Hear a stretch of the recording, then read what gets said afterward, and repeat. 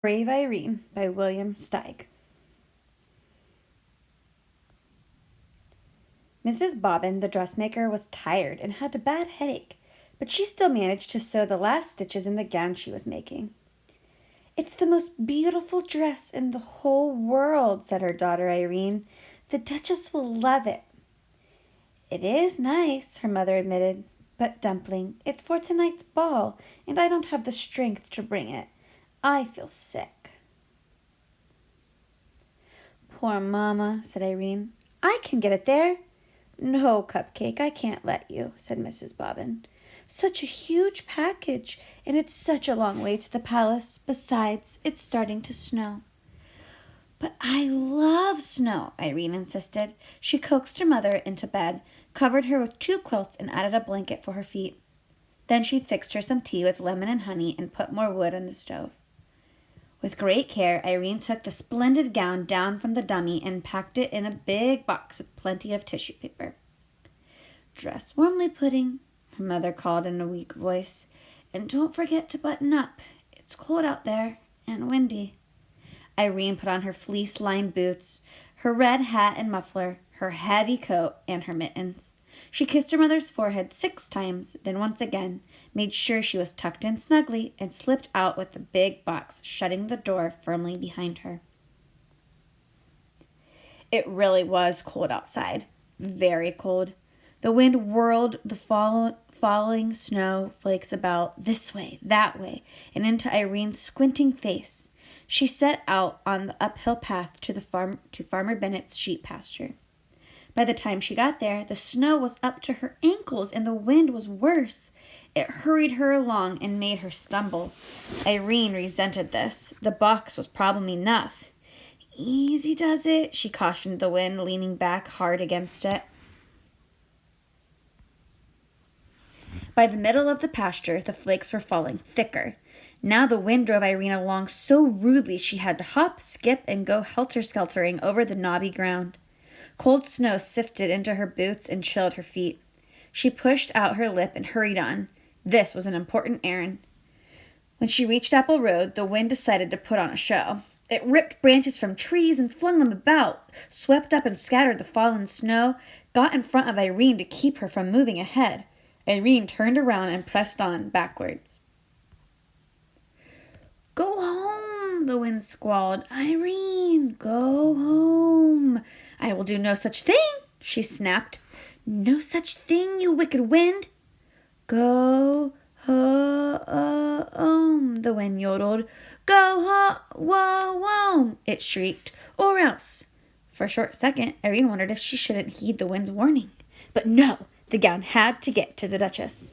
The wind wrestled her for the package, walloped it, twisted it, shook it, snatched at it. But Irene wouldn't yield. "It's my mother's work," she screamed. Then, oh, whoa, the box was wrenched from her mittened grasp and sent bumbling along in the snow. Irene went after it. She pounced and took hold, but the ill-tempered wind ripped the box open. The ball gown flounced out and went waltzing through the powdered air with tissue paper attendants. Irene clung to the empty box and watched the beautiful gown disappear. How could anything so terribly wrong be allowed to happen? Tears froze on her lashes. Her dear mother's hard work, all those days of measuring, cutting, pinning, stitching. For this? And the poor Duchess! Irene decided she would have to trudge on with just the box and explain everything in person. She went shuffling through the snow. Would her mother understand, she wondered, that it was the wind's fault, not hers? Would the Duchess be angry? The wind was howling like a wild animal.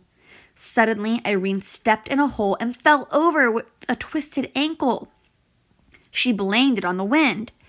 "Keep quiet," she scolded. "You've done enough damage already. You've spoiled everything. Everything!" The wind swallowed up her words. She sat in the snow in great pain, afraid she wouldn't be able to go on. But she managed to get to her feet and start moving. It hurt. Home, where she longed to be, where she and her mother could be warm together, was far behind. "It's got to be closer to the palace," she thought. But where any place was in all this snow, she couldn't be sure. She plowed on, dragging furrows with her sore foot. The short winter day was almost done. Am I still going the right way? She wondered. There was no one around to advise her. Whoever else there was in this snow-covered world was far, far away, and safe indoors, even the animals in their burrows. She went plodding on. Soon night took over. She knew in the dark that the muffled snow was still falling. She could feel it. She was cold and alone in the middle of nowhere. Irene was lost. She had to keep moving. She was hoping she'd come to a house, any house at all, and be taken in. She badly needed to be in someone's arms. The snow was above her knees now. She shoved her way through it, clutching the empty box. She was asking how long a small person could keep this struggle up when she realized it was getting lighter. There was a soft glow coming from somewhere below her. She waded toward this glow and soon was gazing down a long slope at a brightly lit mansion. It had to be the palace. Irene pushed forward with all her strength and sloosh, thwomp, she plunged downward and was buried. She had fallen off a little cliff. Only her hat and the box in her hand stuck out above the snow. Even if she could call for help, no one would hear her. Her body shook. Her teeth chattered. Why not freeze to death, she thought, and let all these troubles end? Why not? She was already buried. And never see her mother's face again? Her good mother who smelled like fresh-baked bread? In an explosion of fury, she flung her body about to free herself and was finally able to climb up on her knees and look around. How to get down to that glittering palace? As soon as she raised the question, she had the answer. She laid the box down and climbed aboard, but it pressed into the snow and stuck. She tried again, and this time, instead of climbing on, she leaped. The box shot forward like a sled. The wind raced after Irene but couldn't keep up. In a moment, she would be with people again inside where it was warm. The sled slowed and jerked to a stop on paving stones. But the time had come to break the bad news to the Duchess. With the empty box clasped to her chest, Irene strode nervously toward the palace. But then her feet stopped moving and her mouth fell open. She stared. Maybe this was impossible. Yet there it was, a little way off and over to the right, hugging the trunk of a tree, the beautiful ball gown. The wind was holding it there. "Mama!" Irene shouted. "Mama, I found it!" She managed somehow, despite the wind's meddling, to get the gown off the tree and back in its box. And in another moment, she was at the door of the palace. She knocked twice with the big brass knocker. The door opened and she burst in. She was welcomed by cheering servants and a delirious Duchess. They couldn't believe she had come over the mountain in such a storm, all by herself. She had to tell the whole story, every detail, and she did. Then she asked to be taken right back to her sick mother, but it was out of the question, they said. The road that ran around the mountain wouldn't be cleared till morning. "Don't fret, child," said the Duchess. "Your mother is surely sleeping now. We'll get you there first thing tomorrow." Irene was given a good dinner as she sat by the fire, the moisture steaming off her clothes. The Duchess, meanwhile, got into her freshly ironed gown before the guests began arriving in their sleighs.